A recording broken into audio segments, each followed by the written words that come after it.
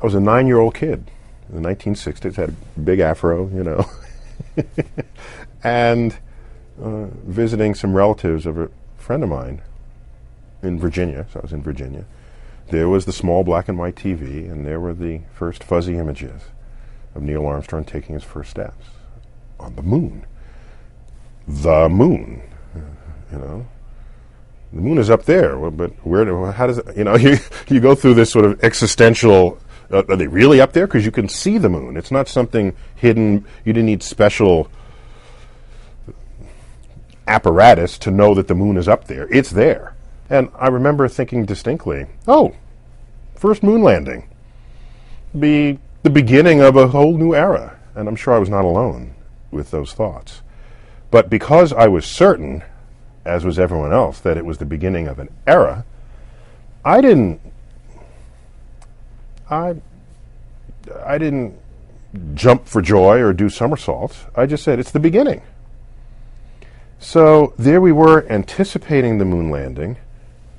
Then you watch the moon landing, and then you reflect on the moon landing, and as time moved on, it never kept happening. It was just there, now receding in the past. And had I known that our first steps on the moon would essentially be our last steps on the moon, I would have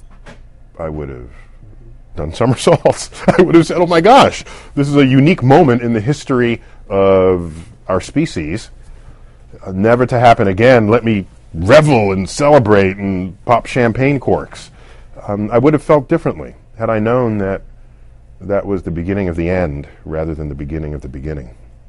And I think the big regret, when I reflect on that era and I look at how hopeful people were about our future in space, in retrospect, it's clear as day that there was a disconnect between why we were going into space and why people thought we were going into space. We were going into space because we were at war with the Soviet Union.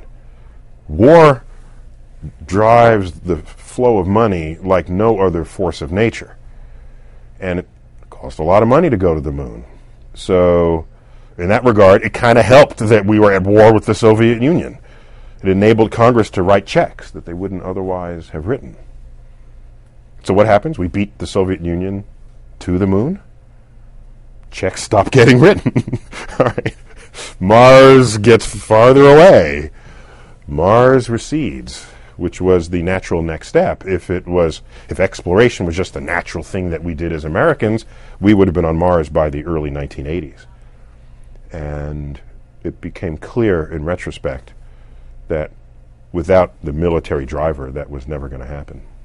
What I find remarkable about that time period is that we went to the moon, which was some of the most hopeful. What I like about that time period is that consider that in the 1960s, the civil rights movement was in full swing. So I and my family were basically disenfranchised in many ways that others never even had the occasion to think about because they just go on in life. Okay? We were at war in Southeast Asia. The 1960s is probably the most turbulent decade in American history since the Civil War of the 1860s. And so in that decade, we embark upon the greatest epic adventure the species has ever undertaken. And the juxtaposition of those two, in my mind and my heart, is a remarkable, it's a remarkable thing. The fact that in 1968, the first mission to leave low Earth orbit, that was Apollo 8. That's a forgotten mission. They didn't land on the moon, but they left Earth. No one had ever left Earth before. They left Earth and then turned the camera back towards Earth. And for the first time, there it was, Earth. No national boundaries drawn, no sense or awareness that there are warring nations down there, just this beautiful blue marble ball adrift in space. Why do we celebrate the Saturn V rocket, the mightiest rocket ever launched?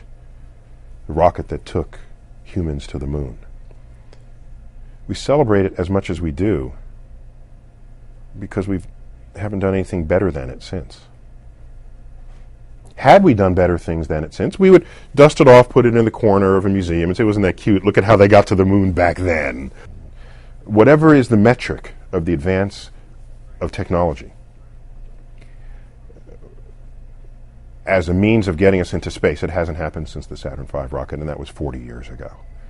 So that should be an embarrassment to us as a nation. And so, yeah, we should celebrate. No taken away from that achievement. But at some point, you should take pause and say, how come I'm not celebrating something else that should have happened since then? I think that's where your emotions should be placed. Yeah, cut the cake and enjoy the champagne. But at the end of the day, ask yourself, what does this mean? What does this mean for America? What does it mean for exploration? That we're here on this speck we call Earth. The day you stop that enterprise, I fear for the future of the species, because it's that which distinguishes humans from all other animals. That we explore and understand what it is we're doing while we're at it, and expand our place in the cosmos. If that stops, I don't want to live in those times. Put me back at another time, or put me in the future when people relearn what exploration is all about. Or dare I say, allow me to look over the shoulder in other countries, because other countries are doing that now. We're going to stand on our shore and say, hey, take us with you. You're going to Mars. That's not America. Not the America I grew up in. Not the America any of us wants. That's some other kind of America.